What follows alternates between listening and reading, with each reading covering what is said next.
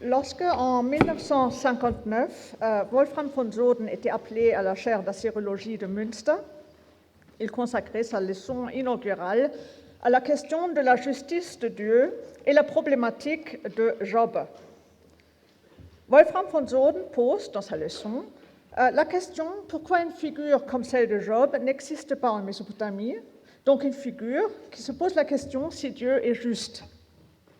Soden donne plusieurs réponses. Selon lui, la religiosité mésopotamienne était avant tout basée sur le respect des règles cultuelles. Les dieux de la Mésopotamie seraient plus intéressés par le respect de celle-ci que par le comportement moral d'une personne. En prolongement de cette idée, il note que le tabou est une notion importante en Mésopotamie. L'homme peut à tout moment enfreindre un tabou et être du coup fautif.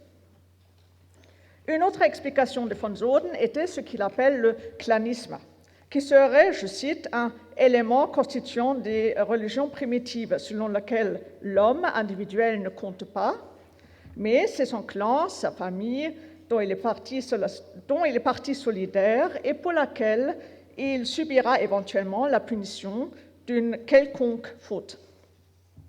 Dans sa contribution, Wolfram von Soden réfute notamment l'hypothèse du livre très populaire de Samuel Noah Kramer, L'histoire commence à Sumer, qui avait écrit qu'il aurait trouvé l'origine du récit de Job dans un texte sumérien. Ce que von Soden récuse, dans ce texte, la question de la justice de Dieu n'était pas posée et donc pour von Soden, cela exclut cette antériorité. De tout cela, ressortait une idée de la sagesse, selon von Soden, qui est celle propre à la Mésopotamie. Se poser la question si Dieu est juste n'est pas utile. Sage est celui qui recherche l'origine de sa punition, celui qui prie et qui éventuellement peut espérer obtenir pardon.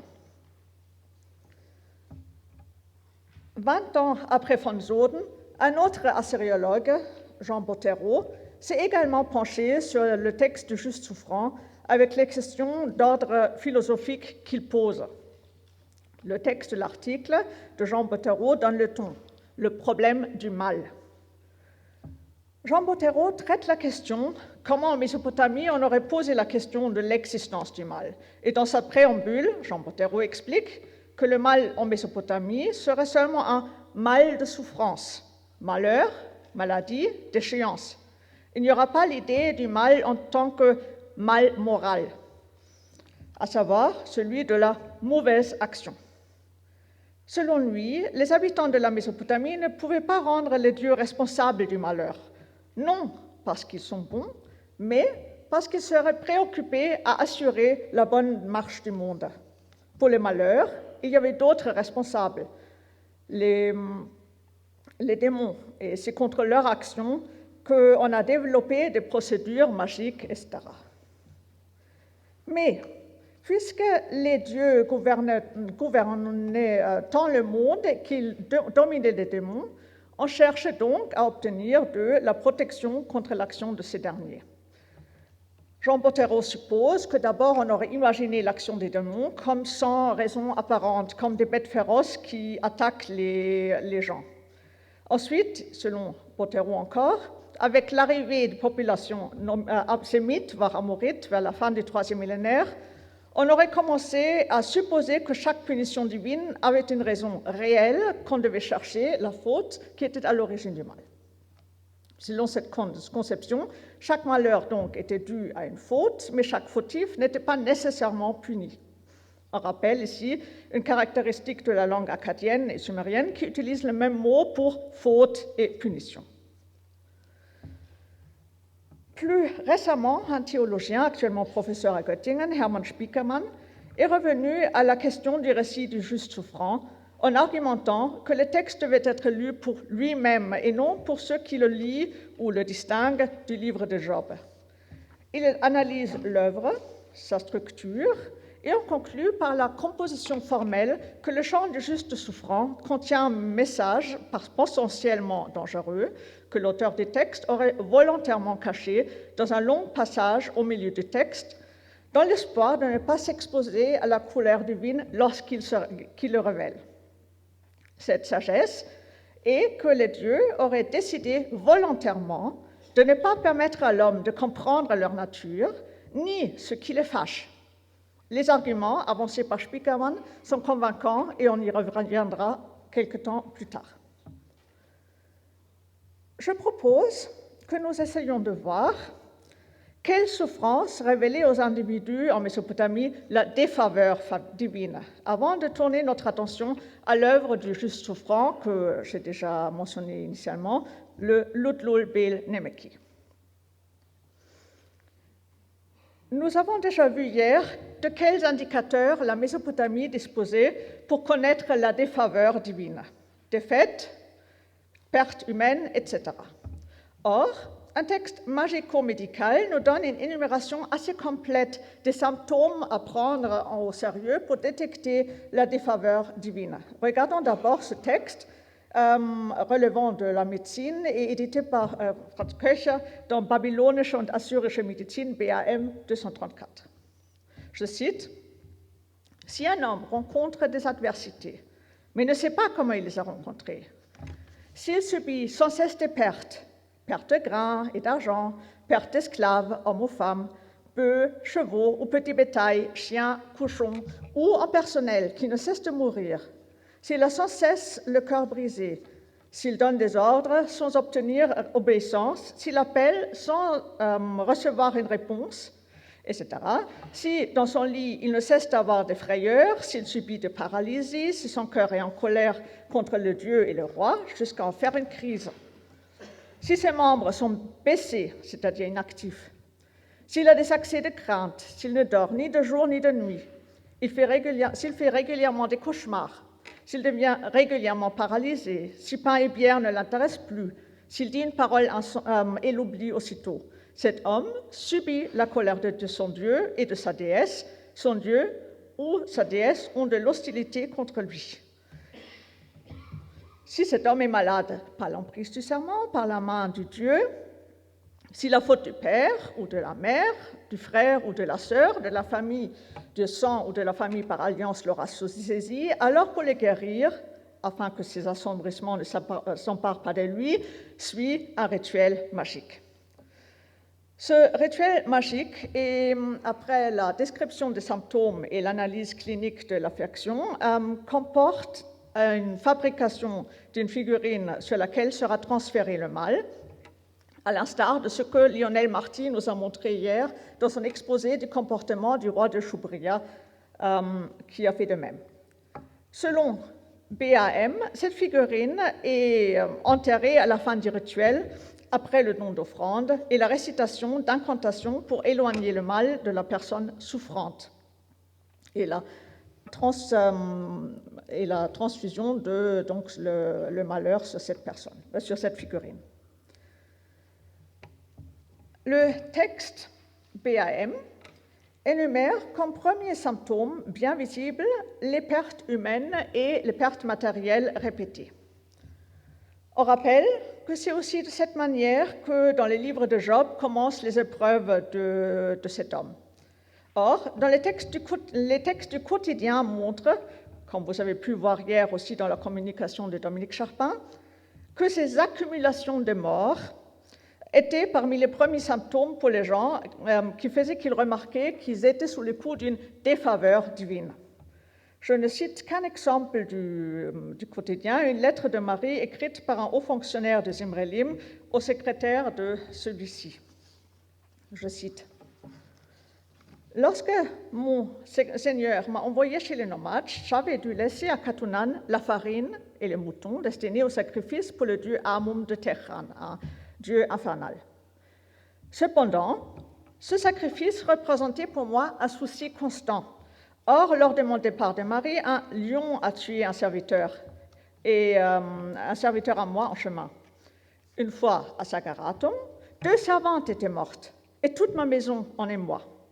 Après enquête, j'apprends, c'est Amum de Techran, à cause de son sacrifice. C'est à cause des craintes que j'avais que je ne suis pas allée chez mon Seigneur, mais à Katunan explique à mon Seigneur qu'il faut que j'aille offrir ce sacrifice et prier pour mon Seigneur. Le gouverneur, auteur de cette lettre, explique pourquoi il préfère ne pas obéir à un ordre du roi, mais s'occuper d'un devoir religieux d'abord. Il écrit cette lettre au secrétaire du roi, mais parallèlement, une lettre plus succincte demande l'indulgence royale et était envoyée au roi en personne. Dans ce cas précis, la colère divine causée, et cela est confirmé, la colère divine était causée, et cela a été confirmé par les enquêtes divinatoires, par un manquement cultuel, dont la punition était forte. La colère s'était manifestée par des morts à répétition parmi le personnel de la maisonnée, du gouverneur, et ces morts avaient mis en émoi toute la maisonnée tellement leur accumulation était inquiétante. Le gouverneur, auteur de cette lettre, n'avait pas commis un grand manquement à nos yeux de modernes. Et il est probable que tous les gens en Mésopotamie de cette époque commettaient durant leur vie des fautes de ce type. La réaction divine supposée était forte. Mais fréquemment, et comme c'était le cas dans ce texte, les causes de la punition divine étaient claires, vite détectées, vite réglées. Mais il arrivait que le souffrant ignore sa faute et ne put en découvrir les origines, ce qui se prolongeait donc selon la conviction de leurs auteurs. Cet état de fait a provoqué une littérature sapientiale assez abondante, qui date du 2e millénaire avant le Christ, et dont le représentant principal est, en ce qui concerne la Mésopotamie, est un des textes les plus beaux et les plus élaborés de la littérature akkadienne, un poème appelé d'après son incipit akkadien Lutlul Bel Nemeki, ce qui veut dire « Je vais louer le Seigneur de sagesse ». Celui qui déclare vouloir louer le Seigneur de sagesse, en l'occurrence le Dieu suprême de Babylone, Marduk, est un certain Shupshi Meshre Shakan, un personnage historique ayant vécu à l'époque du roi cassite Nasimarutash du début du XIIIe siècle et se trouvant en haut de l'administration royale, peut-être en tant que gouverneur. La question de savoir si ce Shupshi Meshre Shakan est non seulement le protagoniste, mais aussi l'auteur réel du récit n'est pas important pour notre propos aujourd'hui. Ce qui est sûr est que la rédaction de ce texte n'est pas très éloignée dans le temps de la vie des protagonistes, car l'histoire de cet homme fameux doit avoir marqué les esprits, mais se serait estompée avec le temps. Le poème du Lutlul est une composition homogène de 4 tablettes à 120 lignes chacune. Et puisqu'elle a fait partie du curriculum des scribes, elle nous est parvenue en nombreux exemplaires. Il s'agit d'un texte extrêmement élaboré, comme le montre déjà sa répartition harmonieuse sur 4 tablettes égaux en longueur, un fait plutôt exceptionnel dans la littérature mésopotamienne. Le vocabulaire très choisi de ce texte était tellement difficile qu'il avait suscité des commentaires anciens. Les élèves qui copiaient l'œuvre avaient besoin d'aide pour comprendre pleinement ce texte. L'état de transmission de ce texte est satisfaisant pour une moitié, mais se gâte pour la deuxième, et malheureusement, la dernière tablette est encore dans un état fragmentaire de reconstitution.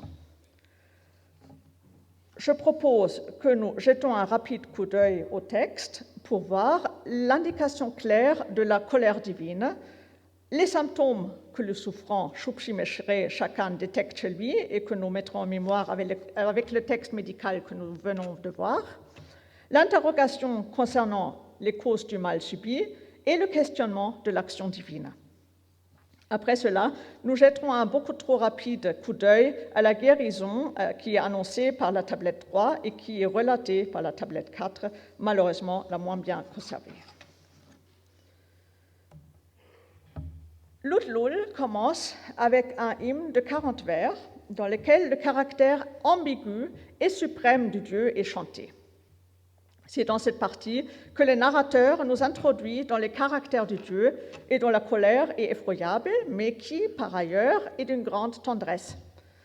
Le texte commence par les mots qui annoncent le ton du reste. « Je veux louer le Seigneur de la sagesse, le Dieu qui réfléchit, qui est en colère pendant la nuit, calmé pendant le jour. » Et il donne ensuite une série d'images opposées qui annoncent l'action du Dieu sur le souffrant. Après ces 40 vers, l'action commence immédiatement dans le monde divin. L'homme, subissant l'hostilité de Dieu suprême, est abandonné par les divinités de tout rang et livré seul au malheur. Parmi les symptômes les plus remarquables pour constater la défaveur divine, comme nous avons vu tout à l'heure, dans le texte magico-médical, figurent les pertes matérielles et pertes humaines. Et c'est avec ça aussi que les épreuves de Job commencent. Et dans le livre de Shupshi Meshre, dans le livre du Lutlul, Shupshi Meshre Shakan ne fait qu'une allusion plutôt pudique, et seulement vers la fin de la tablette, à ces événements matériels. Le narrateur relate rapidement comment il perd son domaine et son personnel, situé dans une ville provinciale, que ses champs ne sont plus irrigués ni cultivés, et que les ouvriers ne chantent plus en accomplissant les moissons. Plus encore que les pertes matérielles, l'auteur du texte semble souffrir de la perte de prérogatives cultuelles auxquelles Shupshi Meshre Shakan dédie un double vers. On octroya à un autre mes prérogatives cultuelles, on installa quelqu'un d'autre dans mon rôle cultuel. En fait, les pertes matérielles sont précédées dans le récit du Lutlul de pertes bien pires, pertes du statut social, du soutien du roi, agression des collègues, et tout cela devait entraîner dans l'esprit du lecteur ou orateur les pertes matérielles résumées par les passages ci-dessus. L'isolation sociale du souffrant est un des thèmes majeurs de l'œuvre, un fait qui n'est pas du tout décrit dans le texte magico-médical de BAM. Or, l'isolation sociale de celui qui était censé être sous le coup de la colère divine est mentionnée par d'autres textes magiques, notamment dans la série Shurpo. Dans Lutlul, cela se présente de plusieurs manières et je ne vous montre qu'un passage du début des malheurs relatés. Et on va voir que, vous ne voyez pas, mais dans le texte, on voit que cette mise au banc s'aggrave au cours du récit. L'auteur chante « Venant d'une vaste famille, je suis devenu solitaire. Lorsque je marche dans la rue, on me montre du doigt. Lorsque j'entre vers le palais, les yeux se plissent de manière hostile. Ma ville me regarde comme un ennemi. On dirait un pays hostile, agressif. Mon frère m'est devenu un étranger. Et un peu plus loin, ma famille m'a considéré comme n'étant pas de leur chair. » Cette mise au banc de la société, qui est décrite de nombreuses manières et à plusieurs reprises dans les textes, s'accompagne d'une perte d'autorité, qui est parmi les signes cliniques de la défaveur divine selon le texte médical qu'on a vu tout à l'heure, magico-médical qu'on a vu tout à l'heure.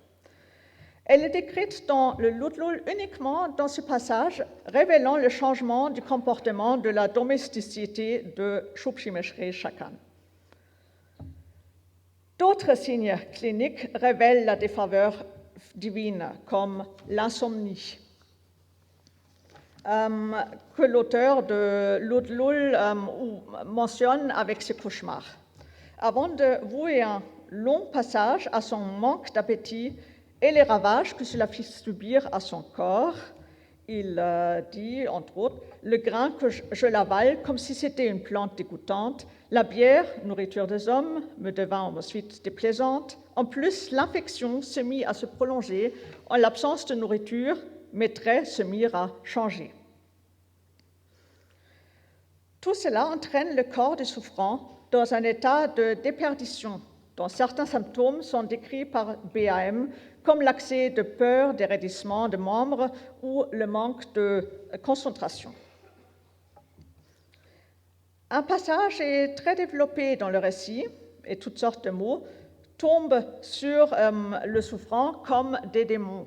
Et je ne cite qu'un tout petit extrait de ce long passage où l'auteur raconte. Ensuite, une paralysie s'empara de tout mon corps. Le trouble de concentration tomba sur moi. La raideur s'empara de mes côtes. L'insensibilité tomba sur mes genoux. Mes 2 pieds ont oublié comment bouger. Et on comprend bien qu'après tous ces événements, le souffrant est dans un état de dépression, d'incapacité de s'en sortir. Et l'auteur de L'Outlul décrit cela par les mots « J'ai gardé le lit comme enfermé. En sortir était souffrance. Ma maison devint une prison. Mon corps était menotté, abaissé mes bras. Mes 2 pieds étaient dépéris par mes propres entraves. »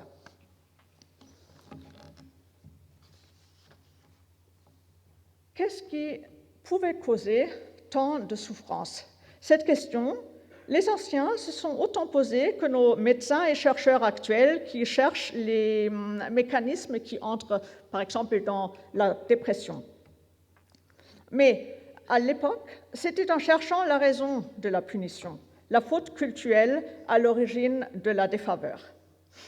Dans L'Outlul, nous voyons à plusieurs reprises que cette interrogation est laissée aux soins des spécialistes de l'interrogation divine, aux devins et d'autres spécialistes des techniques de la divination. Le texte revient souvent sur la consultation de ces spécialistes et montre la fréquence des consultations. Or, selon L'Outlul, tous ces spécialistes n'étaient pas capables de trouver une explication de la punition. Par ailleurs, dans notre texte, le narrateur se livre lui-même à une longue introspection et fait une confession négative.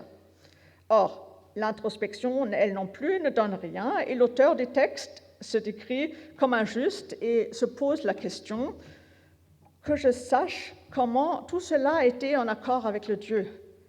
Ce qu'on estime bon peut être un péché pour le Dieu.